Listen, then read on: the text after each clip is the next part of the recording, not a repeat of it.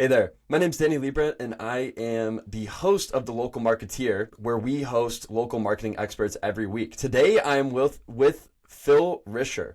Phil is the founder of Flash Consulting, which is a digital agency serving home service local businesses, and he's been running it for over 5 years now, and he's been in the industry for over 15 years in the local service industry.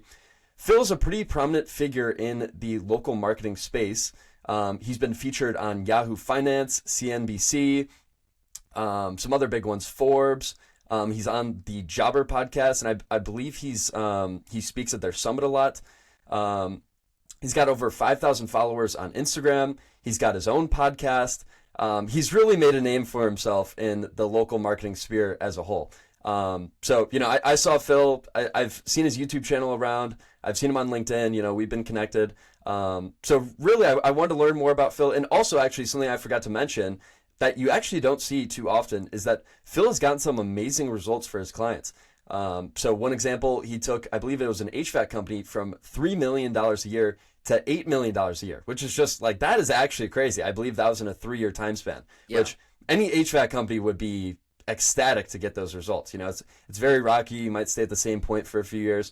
So I'd love to dive into how you get results like that. And another thing, I believe you got 1,000% more leads for a company from 14 to 147. That might be in a monthly period, I forget. But Regardless, you've done some crazy things in the local marketing space, and I'm just so excited to have you on, Phil. Yeah, awesome. Thanks for having me. I'm excited to talk. Cool, man. So you got into the local service industry about 15 years ago. Can you tell me about kind of how that transpired? Yeah, for sure. In college, my major was international business, and I ended up getting an internship at Enterprise Rent-A-Car, where I was running a local service business. So think about your local home service business doing a couple $1,000,000. That was an enterprise branch. We were serving the local community. People come in, rent cars. We try to upsell them different services. I was basically like a CSR or something like that. So I started there when I was 19. I was an intern. It was a paid internship, so it was good. Then I ended up becoming a management trainee, and I went through their entire management trainee program, and I ended up running my own local service business where I had several different ones. The biggest one that I had 2 locations, was doing about $3 or $4 million in revenue, and I was paid directly off the bottom line performance, and I had a team of 15 people, and I was about 25. And that was like how I got started with like learning local service business. How does this all work? Then I ended up going into their corporate office, and I was selling fleet management services to home service companies. So big $100 million HVAC companies, I would be pitching them on using Enterprise for their fleet management services. So that's how I kind of got into the whole sales, learning the issues from a home service side, not just the local service business perspective. At the same time, I started a blog about personal finance, something that I was very passionate about, paying off student loans, setting up yourself with budgets and that kind of stuff. So I built a WordPress website. I started doing SEO. This was before ChatGPT and anything. I would write 3 blog posts every single week. I would use MailChimp, and I would build an email list and have affiliates. And I was doing that whole thing. And I learned about this thing called backlinks. And so I started getting featured in all of these different platforms, sharing my story, and then getting linked back into my website. And I ended up getting about 30 to 40,000 people a month to my website, blog, reading, engaging. So it was really good. So I would go into these meetings with HVAC business owners and be like, hey, what are y'all doing for marketing? And then, sit down with them and be like, hey, I was just featured on Forbes, and kind of, just start talking about fleet management services. And I was at the point in my life where I didn't really like selling fleet management services. I didn't enjoy even renting cars or any of that kind of stuff. I didn't really know what I like to do. So I quit my job. I bought a tiny school bus, and I made a little tiny home. And I decided I'm going to travel around the country and do news interviews and create YouTube videos and content about like living the life that you want to live, all tied into my blog, and just creating this ecosystem of just fun and doing some cool stuff. So all that was fun, and it was a great experience, and I learned how to do digital marketing through that experience of just doing a bunch of stuff on my own. When I came back, one of my clients was an air duct cleaning company doing about $3 million in revenue. And he was like, hey, I need a director of digital marketing or a director of business development. Maybe you can come and work with me. And at this point, I'm still like, I was trying to do some speaking stuff or just like really do my own thing. But he was like, whatever it takes, I want you to come work with me. Like, I enjoyed working with you when you're an enterprise. I think you're going to do great. So I went to work there, and within the first like 2 or 3 months, both my worlds collided. Like my digital marketing experience plus my local service business at enterprise was just like everything just came to a head and was like, oh my gosh, like I could really crush it for this company. So within the first year, he went from 3 million to 4 million in revenue, 300,000 to 900,000 in profit. And he was like, oh my gosh, you're a beast. And he starts telling all of his friends, and his friends are like, can you take this guy? Can we take him to lunch and like have him sit on my manager meetings and everything? And then the guy was like, hey, the owner of the duct cleaning company was like, hey, you need to go out and start your own company and help other businesses do exactly what you did for my company. And you can call it Flash Consulting because your name is Phil, your wife's name is Ash. Combine them into Flash. No. And here's your first 3 companies. And he introduced me to my first 3 clients, and that was 5-6 years ago. No way. I never knew that. Like Yep. the bus story or the original founding story. That is so cool. That is so cool. Wow. Yeah. Okay. That's awesome, man. I never knew that. Okay. That's really cool to hear. Yep. So tell me, what exactly were you doing to take them from $3 million to $4 million a year? Like, in the span of a year. Yeah, for sure. So when I went to work in that business, specifically, their whole business, they were in business for 25 years. Their whole business was built off of B2B partnerships. So they literally only had 38 Google reviews. And they were doing $3 million. That's insane. Yeah. Yeah. So I'm like, okay, like you have this great network of HVAC contractors that are referring you business, but like, hello, you have, people that are just getting referred to you. You have this great reputation. They're doing 30 jobs per day. So their technicians they have, 15 routes, 30 jobs a day. So I'm like, okay, we need to come up with a process to get reviews. And then within the first year, they went to 1,000 reviews because we set up a good process because were doing 30 jobs a day. So even if they get 10% of those, that's like 3 to 4 reviews per day. Uh-huh. Wow. So we set up a review process. So then they basically just dominated Google Business Profile. We started building out service area pages so that way they could dominate the local area. And then a really big one was we created an estimate calculator for their website because with duct cleaning, similar to lawn care and some other services, it's pretty much like the same price for everyone based off of a couple quick questions. So we built a couple of those questions and then built an estimate calculator, which I learned from the blog of how to convert website traffic into subscribers or into leads, basically. And so those things got us a bunch of leads. But here was the big kicker from a money perspective was that HVAC relationship, they were giving a cut to the HVAC contractors. So every single referral that was coming in, they were giving them 10 to 20% of the job. With COD residential clients, there was no cut. So I said, well, why don't we just focus on getting these residential clients and these contractor ones are great, but I think we can really crush it with the level of reviews that we can get and this overall dominance within a niche space that people don't really duct cleaning. And that was basically it. That was the game plan. And that's what we did. Wow, man. That is so cool. And also the reviews. I mean, you didn't even mention that, but the about 40 reviews to 1,000. I mean, that is so huge. And when you look at it retrospectively, it doesn't seem that difficult, and it seems pretty obvious to a digital marketer like you or me, or it's like, dude, obviously get reviews and obviously ask every single person and go about it a certain way. But some people, I don't know, maybe they're just too involved in the day-to-day and they just don't know. Like, why do you think some companies don't ask for reviews? Do they not have a process in place? Do they not know they're important? What is it? Yeah, a lot of the time, especially when they're, have technicians or people out in the field, is that they don't have the employee buy-in for the importance of it. So this was a big issue that we had to overcome because in our market, most of the workforce barely spoke English. And so how are we going to get them to ask for reviews? But then also the automation that we set up an automation initially, which was like once an invoice happens, they get the text and the email. And it was okay, but it didn't have the personal touch and the level of service that we would expect. So we actually got rid of the automation and we created a thing that looks like this with a little QR code. Yeah. And what we did was we told the technicians, because they didn't upsell anything in the home. All they did was just go and do the service. So we said, hey, here's a great way for you to make some extra money. Every review that you get, you'll get $10 as long as they mention your name. So on the card, we had a little section that said technician. They would just write their name.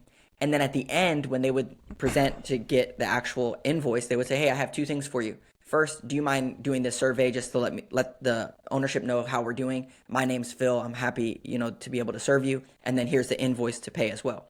That would be the two things there. A lot of people already do that. Here's the big kicker was with the buy-in piece that a lot of people miss. So what we did was when all the technicians, because we had about 25, 30 technicians, they would all go and do the thumbprint to clock in and clock out every day. On the board there in their clock-in station, we had all of them. They had a little truck that was like this truck size, and it had their name on the truck. So every review that they got, they would basically like go on like a scoreboard that we moved the truck. So good. Yeah. And so up to 100. So they would get 10 points for every review. So basically 10 reviews. When they got to 100, they would get a $100 gift card. And then what we would do, we do two things. First, I don't know if you ever play football, but you get like stickers on your helmet. Yeah, same thing. So we put stickers on their trucks. They go back to the start. And so then they would load up their trucks with a bunch of stickers. And then when they got to 10 stickers, which is like 100 reviews or something, they would get a little like plaque thing. I just made a Canva template, and it was like, 10-star technician, and then we would put it right above that thing. So the wall would be lined with these 10-star technicians. And the thing that stuck out to me, I was there one morning and this guy came in. He didn't speak any English. I saw him taking a picture and I was like, oh, why are you taking a picture? Do you not trust that we're like moving your stuff or something? And he's like, no, I'm sending it to my wife because she's going to be so proud of me. And I'm like, dude, like this is what it's about. This is what it's about. It's about like getting that buy-in from them, creating excitement around reviews. And now they're up to 4,500 reviews, I think. Yeah. So absolute domination, but their review process is still manual. They don't use automation because they have such a great process. Wow. That's crazy. See, I love that. And I think that's ideal for the company because that really builds the culture. I'm not, even though it works, I'm not so big of a fan of using, I don't know, certain platforms where you just spam people on email or text or whatever it is. It's not the same. And also it's not the same as the relationship with the customer because it kind of intuitively makes the technician do a better job. So they make sure that they get that 5-star review. And it makes perfect sense. I mean, I almost wouldn't even say it's so much about the money that they're making, I don't know, whatever, $10 a review, but it's about that competition aspect of like now your technicians are competing to be the best as possible and they're competing to get those reviews. And I don't know if I've heard about like a final prize of something like a $100 gift card at the end, but I think that's really good. It's like a final bonus, not just the $10 per review, but also there should be something kind of at the end that they're striving for. Like, hey, if I do really, really good this month, maybe I can get this huge thing that no one else does. Yeah, exactly. They'll be like, hey, I got 2 left. Like, guys, let's bang this out today. Like, let's see if the husband and wife can both leave us a review. Yeah. Or just like get them excited about it. That's what it's all about. And I think the automation for reviews, it's good for someone that might not be able to build out that whole buy-in process or you're just getting started. But the more that you can get bought into it, the better. We had this thing at Enterprise, which is how I came up with the name thing was at Enterprise, they ran this whole study, the statistics of like, if they remember your name, then they're more likely at the end of their service, they call random people at Enterprise and then you get a customer service score. Each branch gets their own score. So they said if they remember your name, 9 times out of 10, they're going to give you a 10 out of 10. So going into someone's home, if they remember your name at the end of the service and they put it in the review, you want them to sit down at dinner and say, wow, Phil came over to my house today. Not Atlanta, not whatever the name of the company is, but like Phil came to my house today and did a great job. And I trust Phil. Yeah, and establishing that personal relationship with the people as well. You don't just want it to be like the service level relationship with the company, like, I like their trucks and, maybe they're good at customer service, but I like the guy who came over to my house and actually did the work. So I think that's a huge part too. So can you like inform me in the audience, how exactly important are reviews? Like, should people be putting a ton of effort into them? Should that be like all they're doing? Or is that just like a small piece of the equation? Yes. Well, Google outlines this on their Google Help Doc, where they basically give you the 3 things that they use to rank people on Google Business Profile specifically. And it's relevance. So your name has to be in correlation. So if you do pest control and it doesn't say pest control in your name, it might be hard to rank because they don't know what you do. Then also the proximity. So if you're targeting Chicago and you're located in a suburb and you're not in Chicago, it's going to be hard to be shown there because Google cares about your proximity to the searcher. And then the last one is prominence, which is how prominent is your business. And Google weighs your prominence based off the number of reviews that you have and the ranking, the actual percentage, like 5 or 4 stars, whatever. So when you think about those 3 things, most companies have the right name. They're also in the right area that they want to target, but it's just that prominence piece. And it's really hard because every day that goes by that you're not focusing on reviews, your competition is. And then when you get on board, they already have a process in place. Like I told you, they have 4,500 reviews. Imagine someone starting a duct cleaning today trying to compete against that. It's very difficult from an organic Google Business Profile perspective. Yeah, no, I've definitely seen that too. Same with pest control, where it's lower ticket, so there's more customers. And you'll see some companies in some areas, again, have like 5 to 10,000 reviews. It's really hard to break into a market like that, especially if you're a new company. Maybe if you're an existing company, maybe you can kind of funnel some of the reviews that you would get to the other ones, to that one. And, you kind of already have a brand in place. But generally, very difficult. So, yeah, I mean, that's a very good point as well. And one of the other hidden holdbacks of this is from an organic perspective, yeah, your Google Business Profile is important. But there's 3 other sections on the Google Search Engine Results page, one of them being Google Local Service Ads, where if Google Local Service Ads is pulling the #1 reviews, and it's not even just in the local area. So if you are not getting reviews, then you try to get Google Local Service Ads turned on, you're not going to be shown if you don't have enough reviews. So now you're 2 out of the 4 spots not on Google, and you're competing on website rankings and then on Google search ads, and you're bidding at ridiculous amounts of money. So it's huge from a Google Search Engine Results page perspective and rankings. Dude, you are speaking my language. Trust me, I'm reviews. And I wish that was like something I could do, and almost like I wish I was there in person for each client and, like training up each of their technicians individually and saying like, hey, come on guys, we got to get more reviews, and, put all those incentives in place, because it is so huge. Like, reviews is such a huge part of SEO and digital marketing as a whole.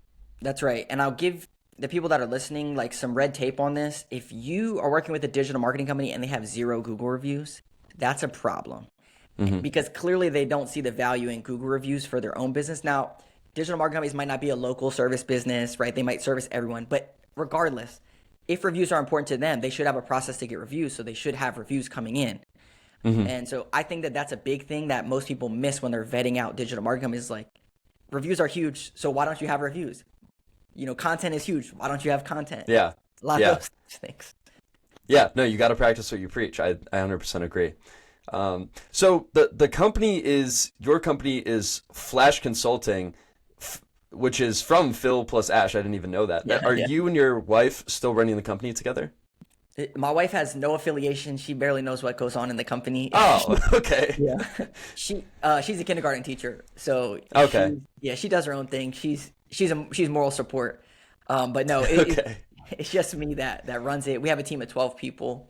And yeah, right now I kind of sit in the seat of sales, marketing for Flash specifically, and running the company. And then we have a team, director of digital marketing, ad specialists, consultants, that kind of stuff. Cool. Yeah, walk me through scaling your company. So you started about 5 years ago.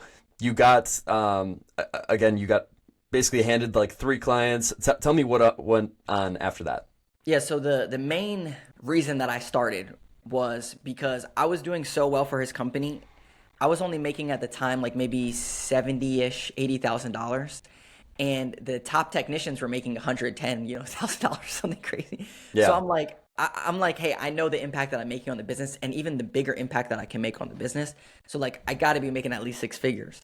And he was like, cool, I think there's a good way that you can do this. Why don't you get 3 clients, fill up 40 hours a week, charge them each $50 an hour, and then you're at $100,000 and you're helping other companies.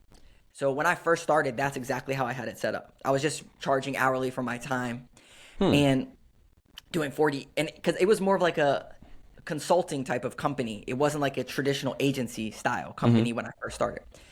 So then what happened was I got referred to my next person because we were doing so good. And this was like within the first 3 months. And I'm like, okay, well, theoretically, I only have 40 hours to give. So I can't give this person more hours. So let me productize my service. I started to figure out, how can I scale a company? So I productized our service. Like, what exactly do I do? And how does this help them grow? And from there, I went in and I sold it to them for, like a monthly productized service.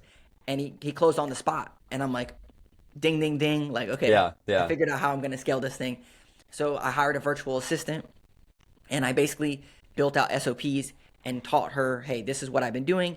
And I also had a traditional agency that I had on the back end for like all of my support. Like, I don't know how to, update DNS records and migrate websites over, Hmm. and run Google Ad. Like, it's so many different hats that it's unrealistic to think that one person can do it. And so I kind of fractionalized, pieced all this stuff together and built an offer. And that was my starting point for scaling. And then slowly we just kept getting more clients. And I would slowly build out my internal team and stop fractionalizing with other parts. And now it's completely like in-house team. That's so cool. And what exact services are you guys providing?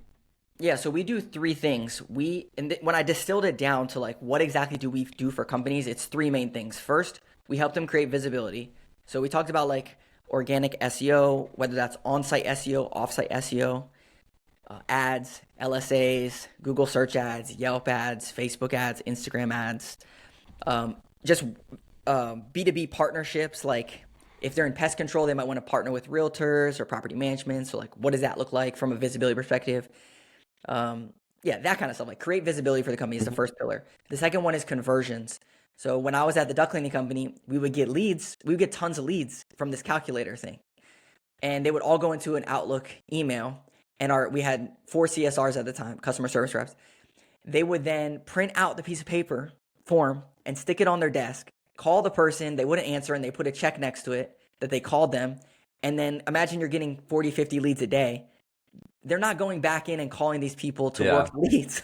So Uh-huh. that conversion funnel is the second pillar. Is we need a process for lead management, not just Mm. generating leads, but we need a lead management process. And then we would go out and give estimates, but who's following up with these estimates when you have tons of estimates happening? So we need the estimate follow-up process.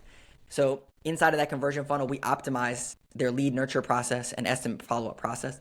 And then the third pillar is retargeting.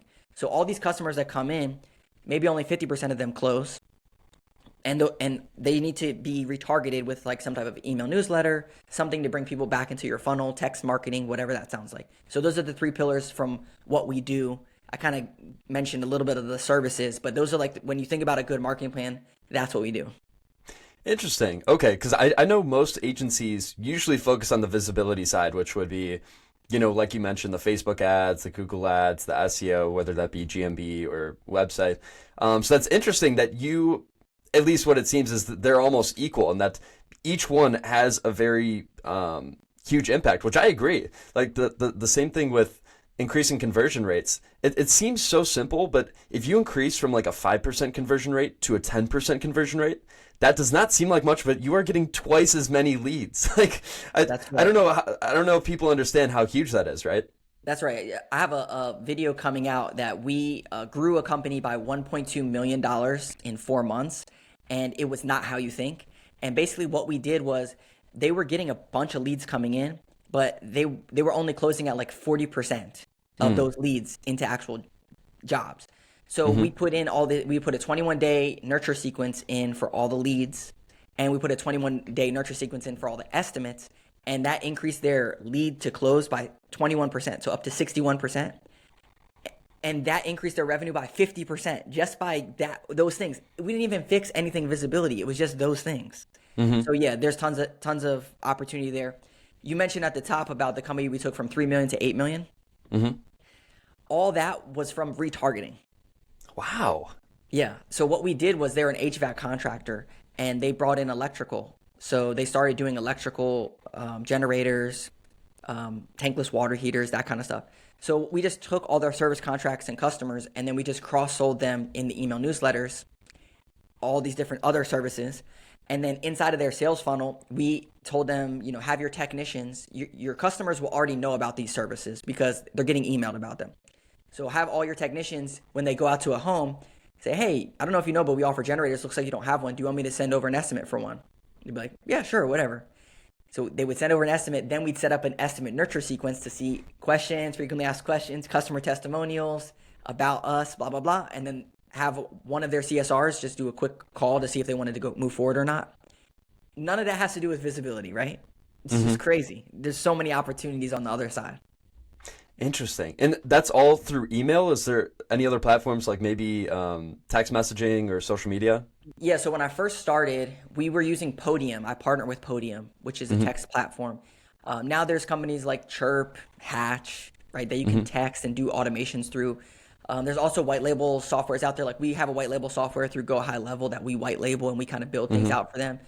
So yeah, there's a bunch of different ways that you can do it, but the biggest thing that we found to be effective for our clients is having some type of an integration or at least knowledge of the CRM, which is why I still consider us a consulting company, not a traditional agency, digital agency, is because we have literal consultants that get paired with these companies that know their CRM, that pull their data every single month, that are pulling reports for them, that are tying in our automations with their CRM, how they use it, whether it's Jobber, House Call Pro, Service Titan, whatever.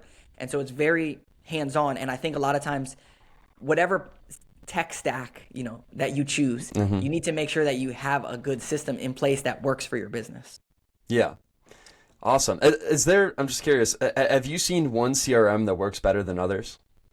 What I would say is for Jobber is good if like you're 0 to like 2 or 3 million. House Call Pro is good if you're like maybe 500,000 to like 4-ish million. Service Titan, when you get to 3, 4, 5 million, you got to switch to Service Titan.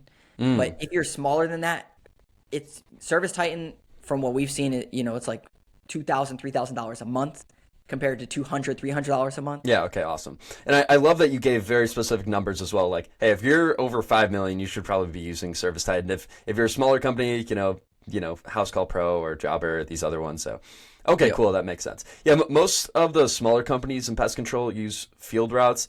Then there are some other big ones because people also like to use more industry specific ones. Exactly. Like field routes actually used to be pest routes. So there's kind of that industry tie.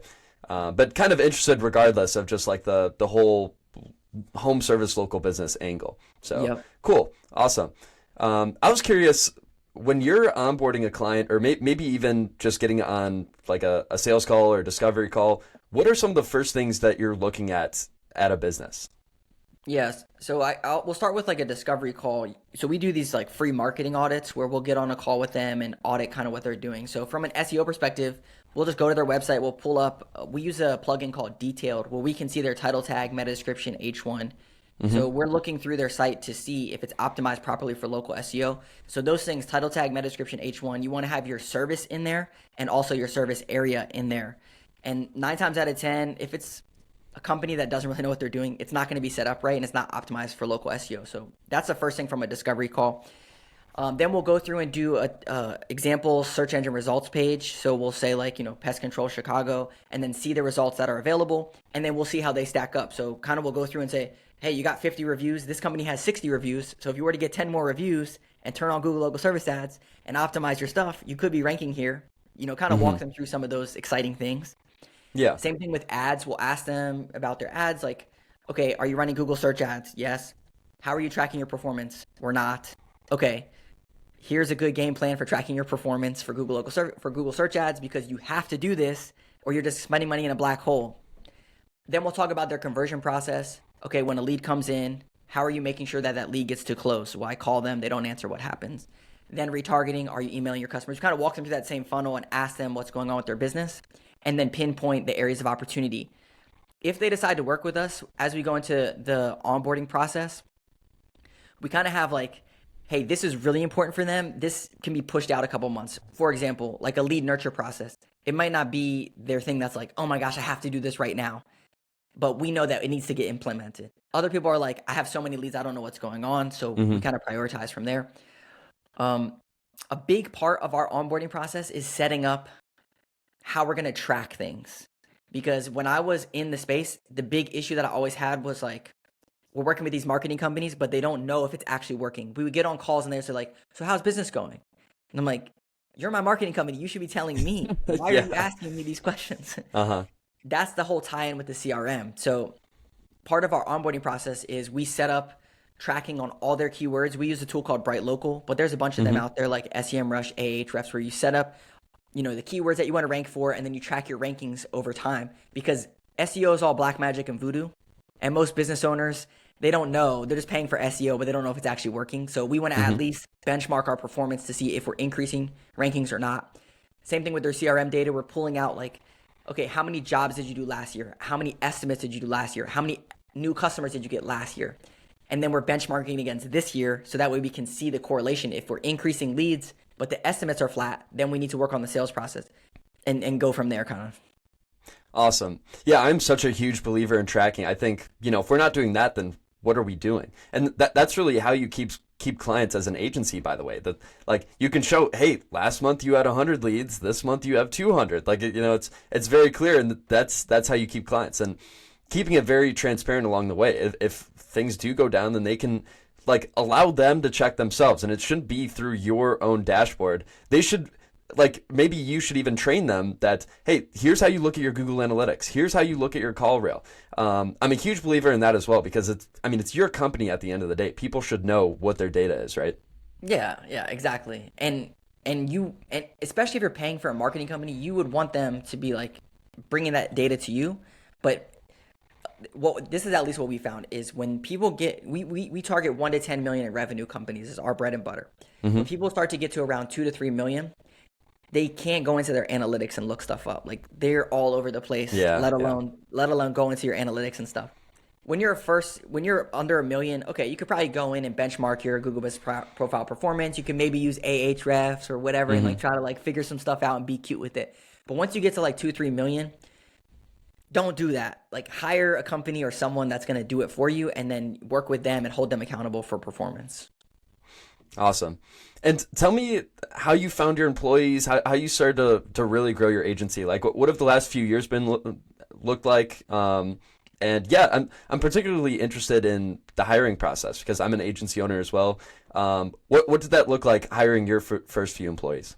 Yeah. So the first few employees, I would say, like on the consultant side, because that's kind of like our account managers, but our consultant side, the first person that we actually hired, she used to work with me at Enterprise, because a lot of the correlations that we have, like the digital marketing stuff, we have SOPs. I can teach that stuff. What we need someone from a consulting perspective is to understand business. Like how does this actually correlate into the numbers and help them grow? Like what should they be focusing on growth? Like, okay, great. You increase the rankings, you increase my analytics for organic search by 10%, blah, blah, blah, blah, blah. It's all about growing a business and sales. Yeah. And like that's my biggest pain point with digital marketing companies is that like I don't care about likes and impressions and all this. And so when I bring someone in from the outside, they don't care either. They just want to grow these businesses because that's the whole point of what we do. So the first person I brought on was from Enterprise. The second one that I brought on, she actually used to work at the agency that we brought on initially, Really? Yeah. So her and I worked together really well, and she was like, hey, I'm leaving the company and like I'm going to go do other things. And I was like, okay, well, when you end up leaving, then let me know and maybe you can come work with me if it's the right time, because I was just like super small. And it just like really, it worked out almost perfect, where she was like, hey, I'm heading out, I'm interviewing at places, maybe it makes sense, maybe not. And that was a really big transition for us because I never worked at an agency before. No one else really on my team had. I had just been using them fractionally. So when I brought her in, it was like SOP tight. Yeah. Like the agency she was working at had like maybe 500 to 1,000 home service businesses. And, we had like 20. So it was like, hey, here you go. So that was good. The director of digital marketing, I posted an ad and I had pretty specific things that I was looking for. And he checked off a lot of the boxes. And he's been great. Yeah, so just like through osmosis or bringing on people on the digital side, I think it's really important that we have people that have been in agency world before to scale SOPs and that have obviously a really good understanding of what's working, what's not for local businesses. But from the account management side, they need to know that, but we can train them up on that. I really want them to be focused on growing businesses. Definitely. No, I think that is a very important point, like for beginner agency owners, is having some kind of like almost big agency knowledge, because when I was just starting out, I really had no idea what I was doing. And almost retrospectively, I wanted or kind of craved to work at a big agency, but it was almost too late. But like I was telling you, then I learned about Josh Nelson's model, and he actually has that same story where I think he tried several different agencies, none of them worked, and then he ended up working at a big agency, and he was like, he learned all the processes and what he needed to do, and then he implemented that, and that's now what's in his training program, because there's just some things that you have to learn. That's right. Running an agency, I would argue, is actually very difficult. I don't think people give agency owners and the people that are within an agency enough credit. I think it is pretty hard. I would say if they're an agency that's focused on growth and growing your business and like really cares about their customer experience and results, it's very difficult because like I lose sleep at night because our clients are not performing on certain things. Mm-hmm. Yeah. There are, marketing agencies out there that are just cookie cutter, like, hey, you pay us to do Facebook posts. And like, that's what we do. And like, if it works, it works. If not, it's not. That's not the style that we are. And I think that it's hard to run agencies like ours that are performance based because things are always changing. And it's not just, plug a prompt into ChatGPT. There's so much that goes into it that it's hard to unravel and for people to see from the outside. Definitely. And also what I respect about your model is that it seems like it's very custom, where kind of what you were referring to is that most agencies are very templated. Like they have all their SOPs in place, which is great, but they basically run everyone through the same process. And it might be a good process, but at the end of the day, different companies are dealing with different problems. And I think you do have to tailor to those different problems to a certain extent, right? Absolutely. And for us, those 3 pillars, the reason that they're so important is because we really only have like 10 or 11 things that we do. They're just going to be customized to the client based off of the parameters that we already have in place. So there's room for creativity, functionality inside of that. But we know that if we do these things, it's going to generate results. And I mean, we're a 7-figure agency, so like it works. A lot of times people would say, oh, well, it's too all over the place, too decentralized. It's not. It does work as long as you just structure it correctly and you give them the space to be creative, but also the framework that works. Definitely. And did you say that you guys work on a performance model, or is that kind of metaphorical? Yeah, I would say from a client relationship perspective, they don't pay us on performance.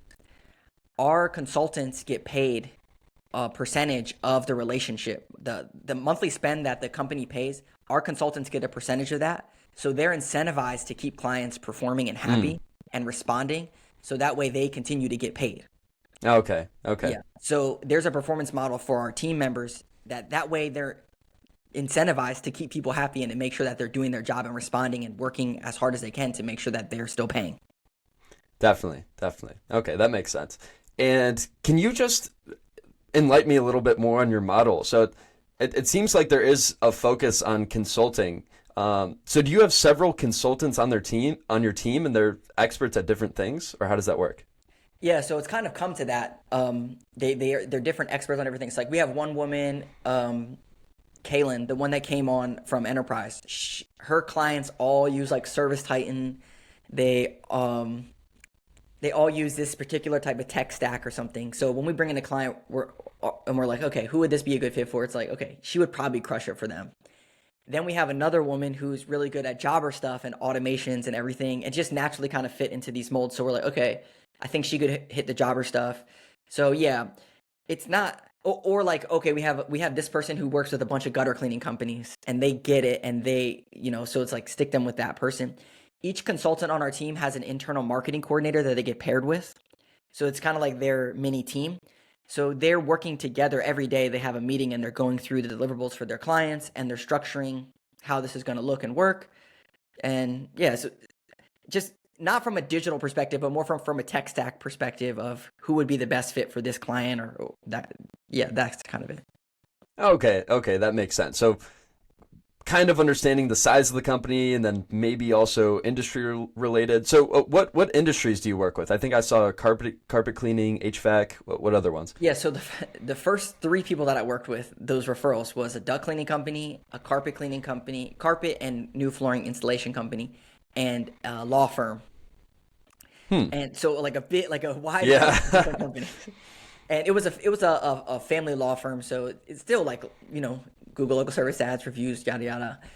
So that's our first 3. Now we work with like the big, HVAC, plumbing, electrical, gutter cleaning, air duct cleaning, custom closets, basement waterproofing. Yeah, those types of companies that would be like home service, local service business type. The big ones with HVAC, plumbing, electrical, they're going to be dominated by a lot of agencies. Where these other sub services, there's not really a provider for them. And they use these like house call pros, jobbers, which is why we fit in really nicely with them. And they also need that consultative approach for their stuff. Okay, interesting. Okay, that makes sense. That makes sense. And also, regarding the agency, where do you see it going in the next few years? Like, what are your plans for the agency? Yeah, I mean, it's just like crazy. We have good lead flow. We have a good team. There's no way, like in the next couple years, we should hit 5 million. And I think we can get to 10 million in the next, like maybe 5 to 6 years, like realistically, because like we have the companies that work with, we have over 100 5-star Google reviews. People love working with us. Like, because it's such a hands-on approach that they've been burned by these other marketing companies. When I built the company, it's like I experienced exactly what they're experiencing, so I know exactly like what it needs to look like and how it needs to be for them. So it's just like a good relationship to work together. So I think there's tons of opportunity there. Some of the bigger things that we're focusing on from an agency perspective that's going to help us get there, or some initiatives, I guess.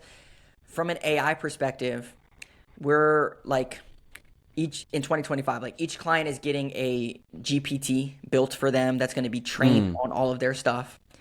AI answering service, AI texting, like all of that stuff inside of that lead nurture process is like really big. AI scheduling, using their pricing calculators through conversation to book jobs. There's a lot of cool things that are happening there that I think is going to be into the future. But I would say we're pretty much like ahead of the curve from a lot of agencies on using that kind of stuff. Yeah, definitely. And especially when you're a bigger agency, it's kind of hard to implement at scale, like creating a custom GPT for every single client. So yeah, I mean, what are there any specific tools that you're looking at or currently using right now besides ChatGPT? We used to use copy.ai, but then we switched to ChatGPT 4 and whatever other ones that they have, and then custom prompting that we built out basically all of our SOPs using custom prompting that will plug in the information. Each client that we work with has a monthly theme. We build a content calendar for them as a part of their onboarding, because, you know, in agency world, you could be like, okay, let's look at this keyword. I think today we need to talk about this. If you're even going that far, you know, it's just like write a blog post about, you know, pest control, whatever.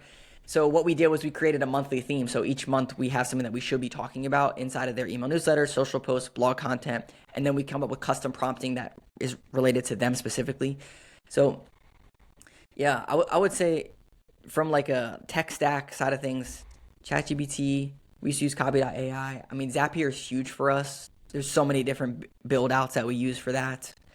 But yeah, from an AI perspective, that would be it. We also have that white label high level that we use pretty extensively, automations, that kind of stuff. Mm-hmm. Awesome. And also I wanted to ask you, how important is social media for home service local businesses? Yeah, so this is really changing.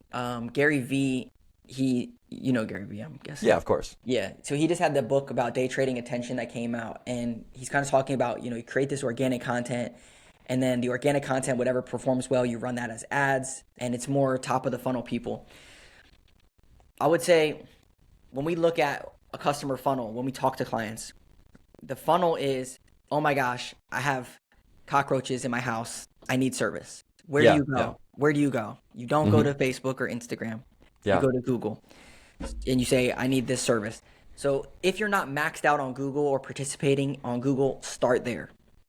The next part of the funnel would be more awareness type of people, which is you're building brand authority and awareness on social media. And I also think it's, if you're demand driven or service driven, like for example, gutter cleaning, it's not, it may be, you know, you're not just like randomly saying, oh my gosh, my gutters are about to fall off my house. Yeah. You know, go to Google. It could be just like, oh, I think I need to get my gutters cleaned based off of this post. So to answer your question, I think social media is going to be something that is going to be more important going forward for a lot of home service businesses.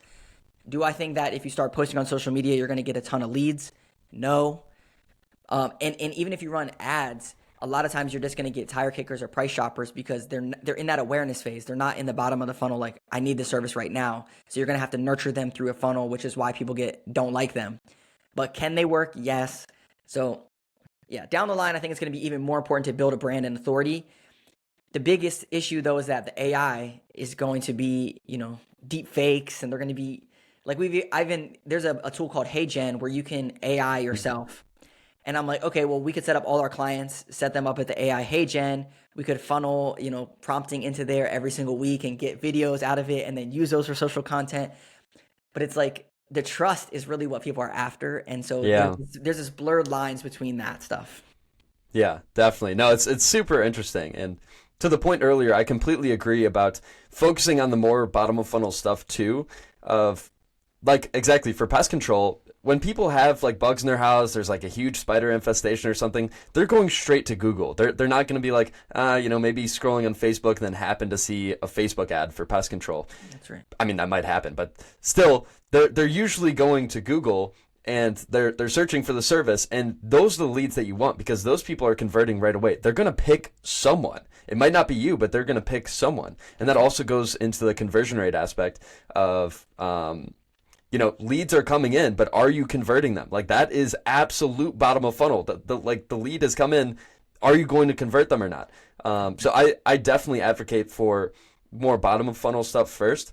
And I'd say as you get bigger as a company, like probably over $1 million a year or so, then that's when you can start doing more top of funnel stuff like social media, maybe like offline, like billboard and commercial and that kind of thing.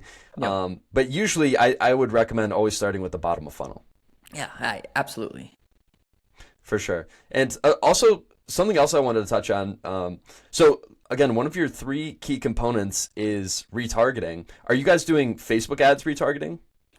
You can do Facebook ads retargeting, like to bring people back into your funnel. I would say it's a part for some people, but it's not like our bread and butter. The reason is because, you could upload your customer list, and then you could run an ad at those people, and that is a component to retargeting.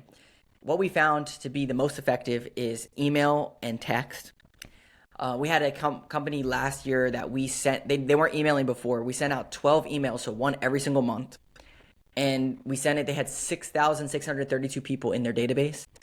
And they generated $263,000 just by sending out those 12 emails. Wow. Yeah. So, and the beauty of email is that like it's guaranteed to get in front of it's going to get delivered to the person that you have their email address, and you're going to get an open rate of 40-50% if they already know you.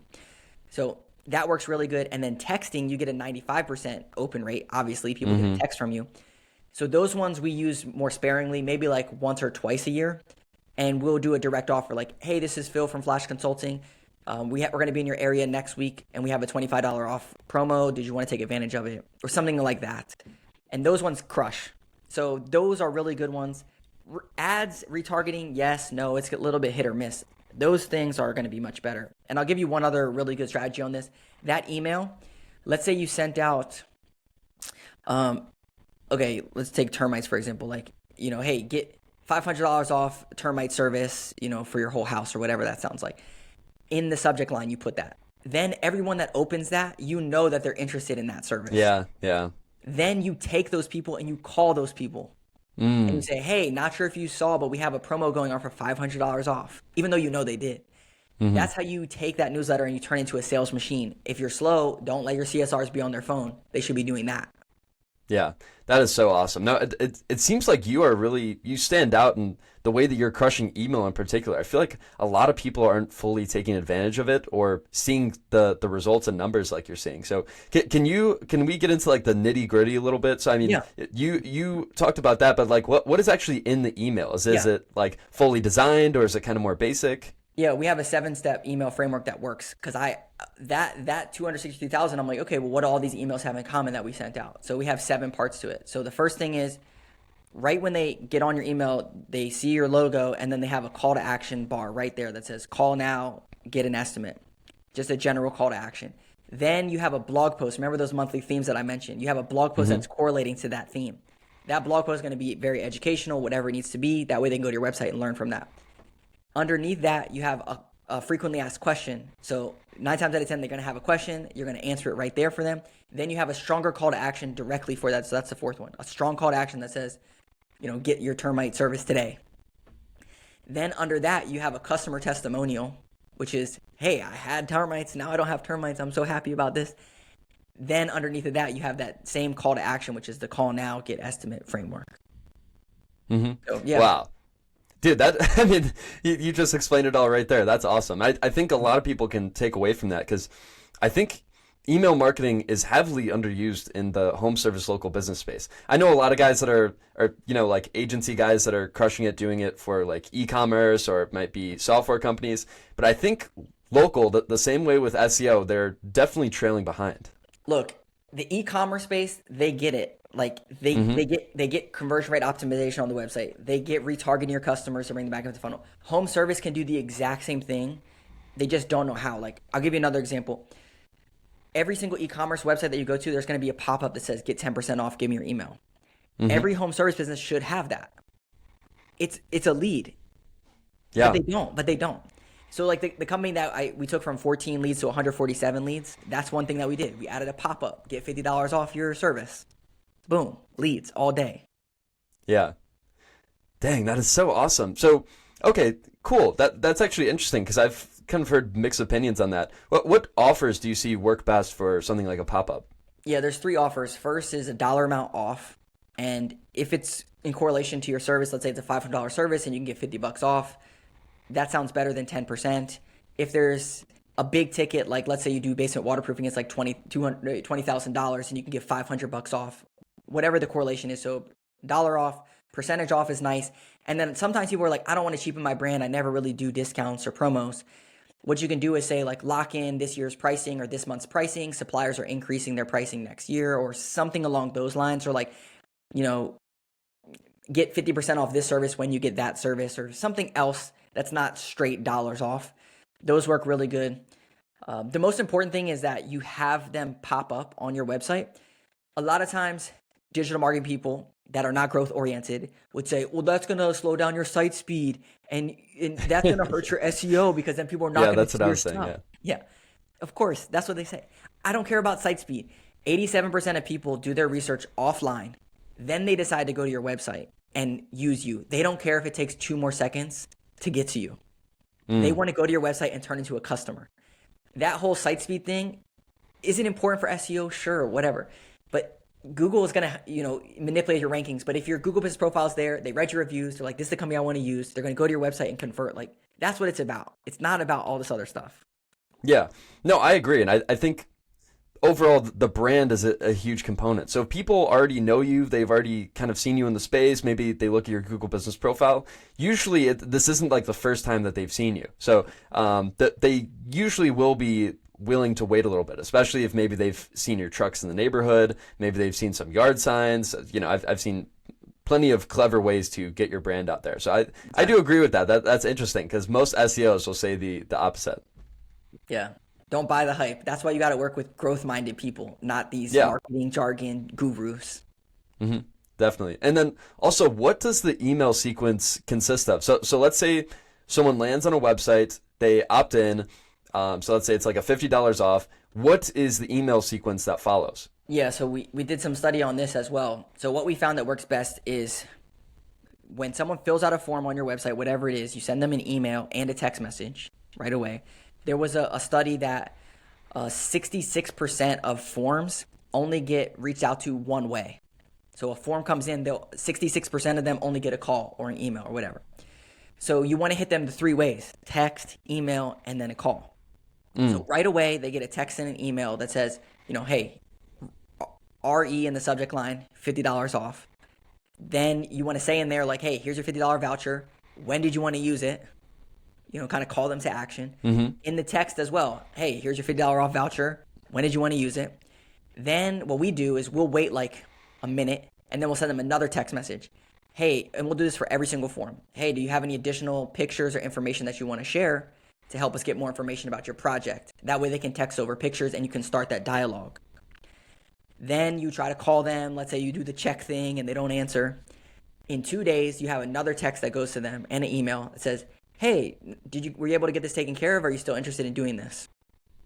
And then another 2 days, you have something else, and then it goes into a 21-day nurture sequence.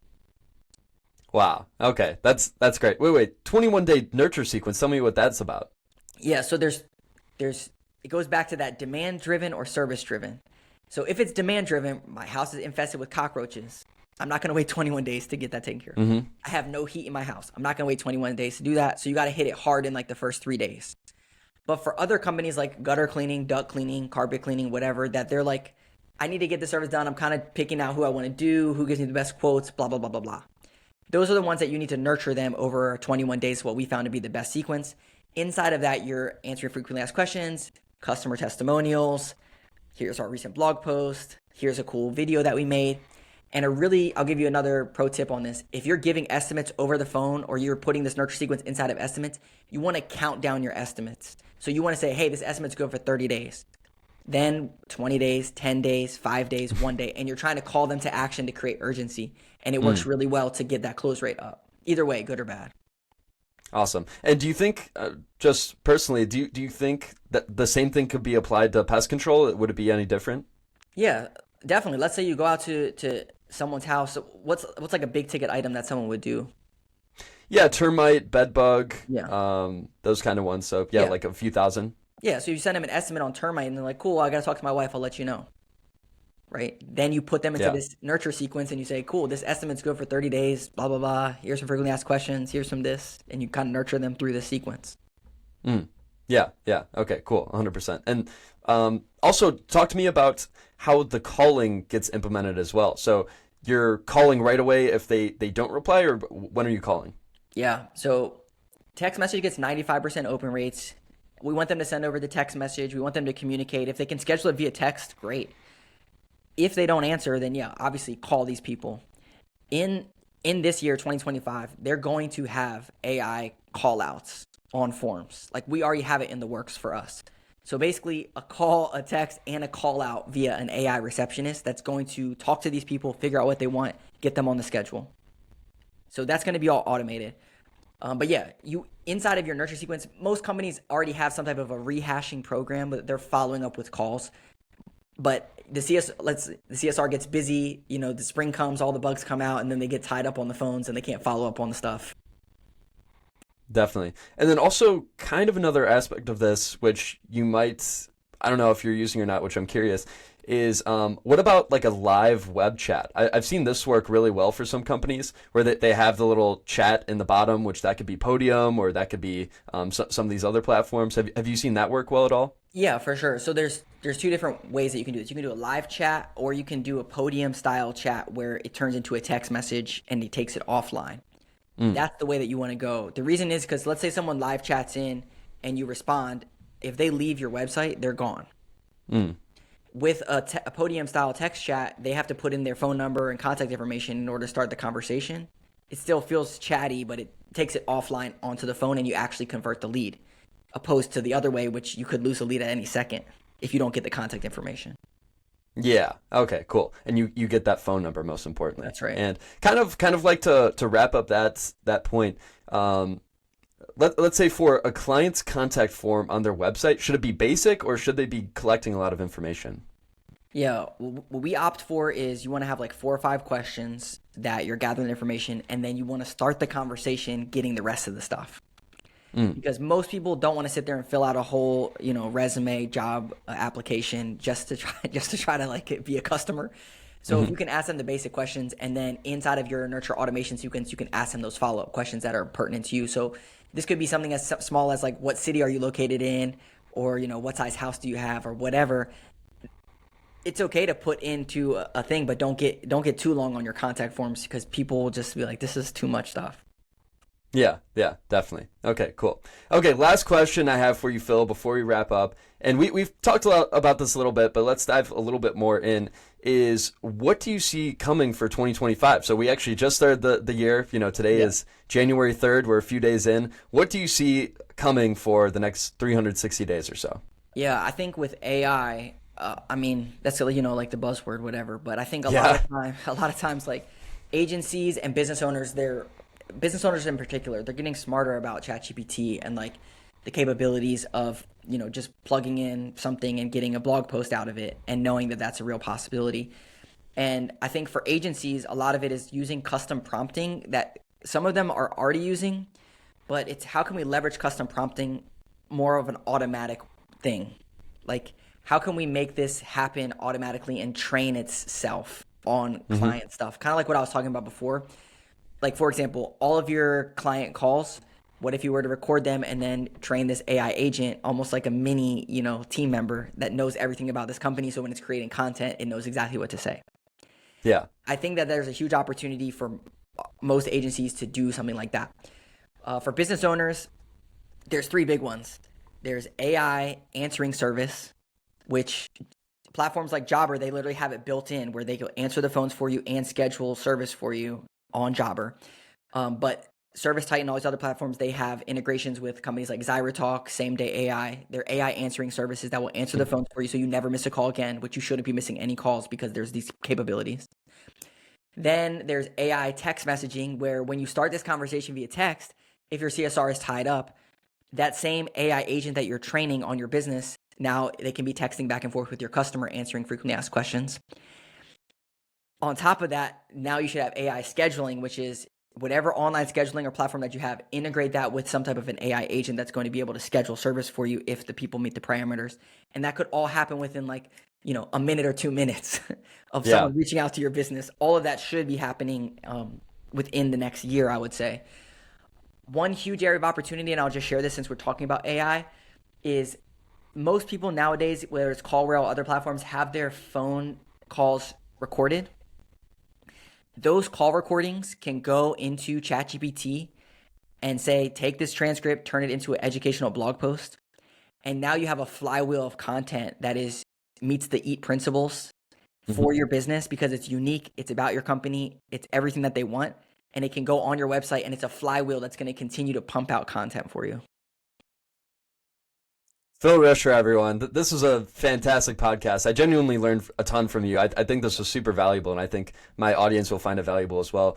So thank you so much for your time, Phil. And where can people find you on social media and learn more about your services? Yeah, for sure. So LinkedIn is good, Phil Risher. If you're a 1 to 10 million home service type business, we do these free marketing audits. As I mentioned, you can go to Flash. It's PHLASHconsulting.com. You just click discuss your business. You can set it up there. If you're looking for educational stuff, you can go to our YouTube channel. We have a bunch of stuff on there.